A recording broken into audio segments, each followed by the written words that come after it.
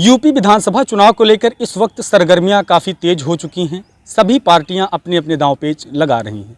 इसी क्रम में आज हम मौजूद हैं जगदीशपुर विधानसभा में और हमारे साथ यहां पर बात करने के लिए समाजवादी पार्टी के प्रवक्ता बैठे हैं और इधर जनसत्ता दल लोकतांत्रिक की पार्टी के प्रवक्ता बैठे हैं और इनसे हम जानेंगे कि इस बार किन मुद्दों को लेकर चुनाव उत्तर प्रदेश में किए जाएंगे, या शिक्षा के क्षेत्र में जो वर्तमान सरकार रही कितना विकास किया, स्वास्थ्य के क्षेत्र में कितना विकास हुआ, या किसानों की बात अगर की जाए तो किसानों के लिए कितना विकास हुआ। इन तमाम मुद्दों को लेकर हम एक एक मुद्दे पर बात करेंगे। तो सबसे पहले हम समाजवादी पार्टी के प्रवक्ता से बात करेंगे। सबसे पहले आपका बहुत बहुत स्वागत हमारे इंडिया रिपोर्ट चैनल में। मैं रमेश तिवारी, जिला उपाध्यक्ष समाजवादी पार्टी अमेठी। जी। सबसे पहला सवाल, इस बार उत्तर प्रदेश चुनाव को लेकर जगदीशपुर विधानसभा में किस प्रकार की तैयारियां चल रही हैं?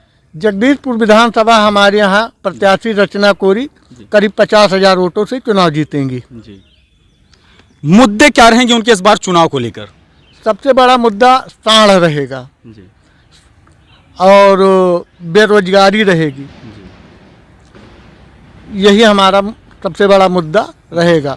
लेकिन अगर बात करें, आपने जैसे कही बेरोजगारी की और सांड की, तो अगर उस पर हम बात करें तो बीजेपी सरकार जिस प्रकार से बता रही है कि सबका साथ सबका विकास, सोच ईमानदार, काम दमदार, युवाओं को रोजगार दिया गया, शिक्षा के क्षेत्र में काम किया गया, तो आप कैसे कह रहे हैं कि बेरोजगारी उत्तर प्रदेश में है?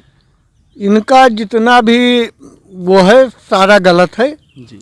इनका सबसे बड़ा मुद्दा है सबका विकास की जगह सबका विनाश हो गया जनता का। और बेरोजगारी चरम सीमा पर बढ़ी है। धान लोगों का खरीदा नहीं गया, लोग परेशान काफ़ी हैं। शिक्षा के विषय में कोरोना, इनके लिए मीटिंग करने के लिए कोरोना नहीं है, लेकिन शिक्षा के लिए स्कूल बंद करवा देते हैं, उसके लिए इनके पास कोरोना नहीं है।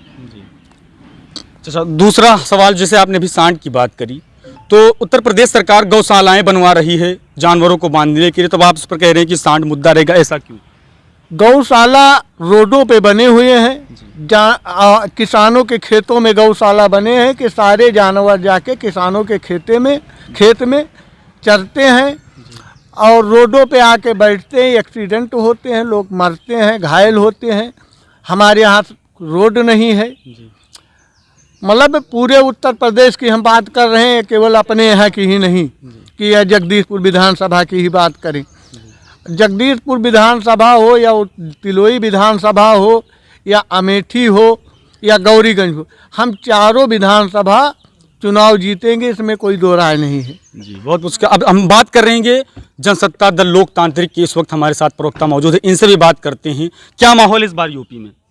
बहुत अच्छा माहौल है। हमारी पार्टी बहुत अच्छा चुनाव लड़ रही है। जिस तरह से हमने पहली बार चुनाव में पदार्पण किया है, उस तरह से हमारी पार्टी बहुत अच्छा परफॉर्मेंस करेगी, बहुत लोगों को बहुत बड़ा झटका देगी और बहुत सीटें लेकर आएगी, लोग दंग रह जाएंगे। अच्छा, क्या मुद्दे लेकर आपकी इस बार पार्टी चुनाव लड़ रही है उत्तर प्रदेश में? मेरी पार्टी सबसे बड़ा मुद्दा बनेगी, बहुत बड़ा मुद्दा बनेंगे। आवारा पशु खेत ही नहीं चल रहे हैं, जो खेत का नुकसान कर रहे हैं वो तो कर ही रहे हैं, निर्दोष लोगों को लगातार घायल करते जा रहे हैं। जो भी मिलता है रोड पर लगातार एक्सीडेंट होते हैं। बच्चे घूमने टहलने निकले, उधर से पता लगा सांड आ गया, उठा के फेंक दिया, हाथ पैर टूट गए। लोग बाइक से निकले, आगे से सांड आ गया, पता लगा एक्सीडेंट हो गया, उनके हाथ पैर उखड़ गए। हमारा पशु सबसे बड़ा मुद्दा है। अच्छा, इस विधानसभा से इस बार लगभग सारी पार्टियां अपने प्रत्याशी घोषित कर चुकी है, तो क्या लगता है कि इस बार चुनाव किनके बीच होगा? चुनाव होगा यहाँ का अच्छा, मगर हमें लगता है कि पुराने जी की विदाई हो जाएगी। नाम नहीं लूंगा।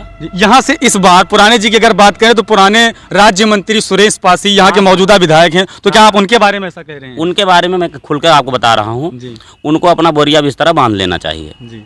यहाँ से जनता उनसे ऊब चुकी है और उनका व्यक्तिगत विरोध है यहाँ पर। अच्छा, अगर बात करें मंत्री जी की, अब आपने बात कर दी है मंत्री जी की, तो अगर मंत्री जी की बात करें तो मंत्री जी ने अपने विधानसभा में 5 साल में कितने अच्छे काम किए, वो बताइए। आप तो इसी रोड से आए होंगे। जी बिल्कुल। जब इस रोड से आए हैं, हालात है इस रोड की, तो आप जानते हैं मंत्री जी ने कितना अच्छा काम किया है। यहाँ की जनता लगातार अगर किसी ने रोड पर दुकान लगा दी है तो शाम को 1 फुट गर्दा चढ़ जाता है दुकान के ऊपर। जितना सामान बिकता है रोड पर, यहाँ के लोग दमा के मरीज हो जाएंगे। इसको क्या मंत्री जी देखने आएंगे? उनकी दवा मंत्री जी कराएंगे? लेकिन जैसे मंत्री जी ये दावा करते हैं कि हमने बहुत काम किया, जैसे जो भी उनके काम रहते हैं वो बताते हैं कि हमने पीपीए का पुल दिया, और ये बताते हैं कि आईटीआई कॉलेज, बहुत सारी ऐसी बातें हैं जो बताते हैं। तो मंत्री जी ने सिर्फ भूमि पूजन किया, बस जी भूमि पूजन किया, नारेड़ फोड़ा जी और जिंदाबाद मुर्दाबाद के नारे लगवाए। कोई काम रोड पर या जमीन पर दिखता नजर नहीं अच्छा, तो आया। क्या लगता है कि मंत्री जी दोबारा रिपीट कर पाएंगे इस बार विधानसभा से जगदीश मिश्रा? यार मैंने पहले ही कह दिया रिपीट नहीं हो पाएंगे, बहुत ऑटो से हार जाएंगे। अच्छा, उनको पता ही नहीं है कहाँ क्या होने वाला है। जब उनका बक्सा खुलेगा, उनके वोट गिने जाएंगे तो उनकी चुरकी खड़ी हो जाएगी। जी अच्छा, चलिए अब इनसे भी थोड़ा सा हम जान लेते हैं। ये बताइए कि क्या इस बार जो यहाँ के मौजूदा विधायक हैं इस बार यहाँ से रिपीट करेंगे? यहाँ पे रचना कोरी चुनाव जीतेंगी, कम से कम 50,000 वोट। अच्छा, अगर बात भी रचना कोरी की आप करें, रचना कोरी के जिस दिन टिकट हुआ हमने सोशल मीडिया के माध्यम से ये देखा कि उनका आपके ही पार्टी के लोग बहुत सारा विरोध कर रहे थे, तो उस पर आप क्या कहेंगे? जो लोग टिकट के लिए आए उनको टिकट नहीं मिला, वो दूसरी पार्टी में भागेंगे और विरोध तो करेंगे ही, इसमें कोई नई बात थोड़े है। इससे क्या लगता है कि आपको, आपकी पार्टी को नुकसान होगा या आपके जो यहाँ पर जो प्रत्याशी उतारा गया उसके लिए नुकसान होगा? यार डमी कैंडिडेट हैं यार, वो कुछ नहीं करेंगी चुनाव में। ये आप ये कह रहे हैं कि रचना कोई डमी कैंडिडेट ये है? इनकी सोच, क्योंकि ये भाजपा से मिले हुए हैं। कौन? अब ये देखिए, आपको बता रहे हैं कि भाजपा से मिले हुए हैं। रचना कोरी कुछ भी नहीं करेंगी, हाँ। वो डमी कैंडिडेट है। इन्होंने कहा कि आप भाजपा से मिले हुए हैं। वो किसी को जीतने नहीं देंगी, अच्छा बस इतना काम करेंगी, जान लीजिए आप। जी, अभी आएंगे तो क्या पढ़ेंगे आप बताइए? घर बैठ कर कुछ आएगा? कुछ भी नहीं आएगा। जो आता है वो भी भूल जाएंगे। वो बच्चों के स्कूल जाने के लिए उन्हें कोरोना है। अगर बच्चे स्कूल नहीं जा रहे हैं, मंत्री जी बढ़िया अपनी रैली कर रहे हैं, उसमें कोरोना भागा जा रहा है रैलियां देखकर, और उसमें जिंदाबाद मुर्दाबाद के नारे लगाकर। कोई मास्क भी नहीं लगाता है, आराम से बढ़िया रैली हो रही है। अच्छा, शिक्षा के क्षेत्र में अगर बात करें कि उत्तर प्रदेश की जो वर्तमान सरकार थी भारतीय जनता पार्टी की, तो शिक्षा के क्षेत्र में कितना विकास हुआ? कुछ नहीं, 0%। अगर मुझसे कहा जाए कि इनको आप नंबर दे दीजिए कि इन्होंने शिक्षा क्षेत्र में क्या किया है, तो मैं एकदम गोल गोल 0 बना दूंगा कि भाजपा सरकार में शिक्षा एकदम से खत्म थी और इन्होंने शिक्षा के साथ में कुछ नहीं किया। बच्चों के साथ में अन्याय किया। स्वास्थ्य की अगर बात करें तो स्वास्थ्य की कैसी हालात रहे? स्वास्थ्य के बारे में आप खुद जानते हैं, आप पत्रकार हैं, आप देख रहे हैं कोरोना काल में क्या हुआ है। कितने लोग ऑक्सीजन के लिए बाहर तड़प तड़प कर मर गए। घर वाले चिल्ला चिल्ला के सिलेंडर लाने के लिए परेशान थे। एक सेकंड में आपको रोकना चाहूंगा। जैसे आप कह रहे हैं कि ऑक्सीजन की बात, तो वो दावा कर रहे हैं कि ऑक्सीजन से कोरोना में मौतें नहीं हुई। भारतीय जनता पार्टी ये दावा कर रही है। यार यहाँ की जो जनता है, यहाँ का जो आदमी खत्म हुआ है, यहाँ के जो लोग खत्म हुए हैं, कितने लोग मर गए, ये सब झूठा है। सरकार सही बता रही है। जब सरकार तो यही कह रही है, हालांकि ट्वीट करके भी ये जानकारी दी जा रही है कि ऑक्सीजन से मौतें कोरोना में नहीं हुई, हमने ऑक्सीजन पहुंचाया। यार गंगा के किनारे, बड़े भैया, गंगा के किनारे लाशों को देखा गया किस तरह से दफनाया गया था। लाश ही लाश दिख रही थी। नदी में कुत्ते और सियार नोच नोच कर खा रहे थे आदमी की लाश। ऐसा कभी हुआ है किसी काल में?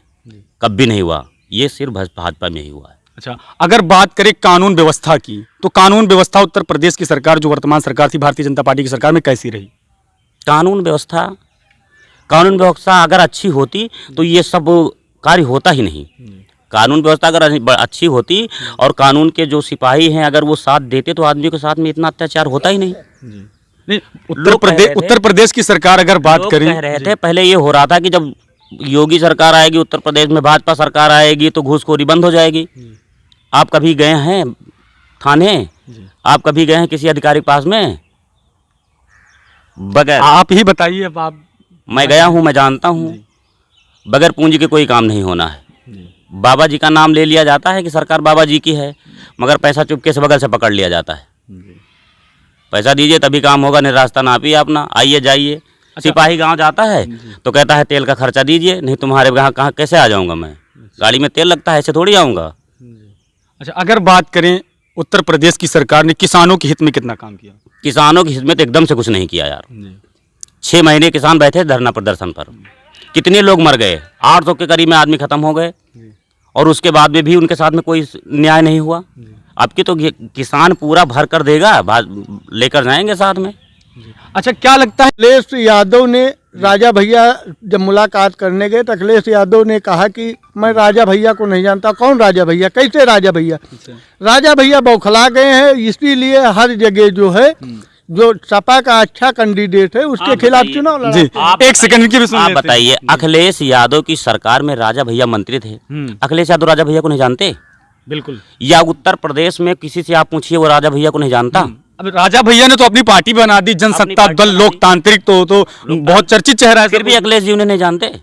लेकिन जैसे कह रहे कि राजा भैया को अखिलेश यादव ने भगा दिया। उनकी क्या औकात, भगा देंगे यार, जी, क्या भगा देंगे वो। अब देखिए आप क्या कह रहे हैं कि उनकी क्या औकात, अखिलेश यादव की औकात को ललकार रहे हैं। औकात की बात आए जी। तो औकात एक कमजोर आदमी भी बोल सकता है सच्चाई। अच्छा, इसमें सच्चाई है कि अखिलेश यादव ने राजा भैया को अरे यार अखिलेश अपने यादव यहाँ अपनी सीट बचा लें, हैं? जो सीट पर लड़ रहे ये हैं। क्या कह रहे हैं, क्या कह रहे हैं? अपनी- अपनी सीट से मैनपुरी से लड़ रहे हैं आप वो। मैनपुरी से लड़ रहे हैं, अपनी सीट बचा लें तो जान लो। अब बताइए अखिलेश यादव राजा भैया जी। हमें उम्मीद है कि अपनी सीट बचाना उनके लिए अरे पड़े, यार, क्योंकि राजा वहाँ से भैया गुलशन यादव एक सेकंड, गुलशन एक सेकंड, एक सेकंड। राजा भैया लगातार जी किसी पार्टी में नहीं थे, जी फिर भी चुनाव जीत रहे जी। थे, अपनी पार्टी बना लिया। अब की देखना जो सामने वाला कैंडिडेट है अपनी जमानत बचा ले जाए तो बताना। जी, अब बताइए। गुलशन यादव राजा भैया को बहुत बुरी हार पटकनी यार, देने जा रहे हैं, बात नहीं और कर गुलशन यादव भाई। नंबर एक एक के सेकंड आपसे भी पूछेंगे, पहले चुनाव इनसे जीत कर आएंगे, जी।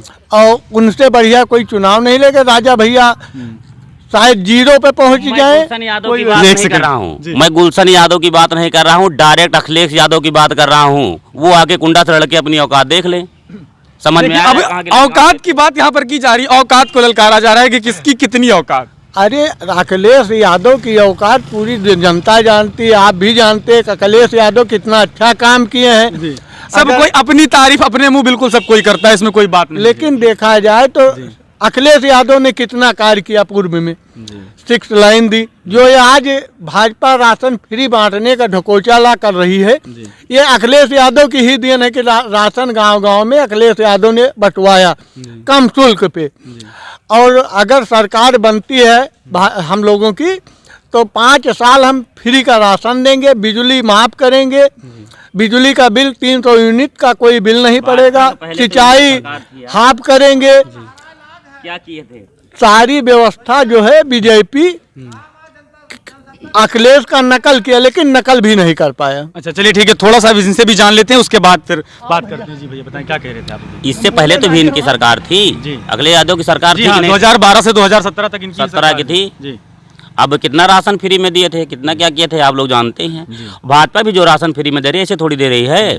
वो चुनाव का नहीं, भाजपा तो ये दम भरती कि सबका साथ सबका विकास। कभी नहीं, कहाँ सबका साथ, सबका विकास कभी नहीं हुआ। वो राशन दे रही है खाली वोट लेने के लिए। वो 2,000 रुपये इंसानों को दे, मतलब किसानों को दे रही है। 2000 रुपए किसान सम्मान निधि भी सम्मान निधि दे रही है। 5-5 किलो राशन भी दे रहे हैं। वो डायरेक्ट घूस है। जी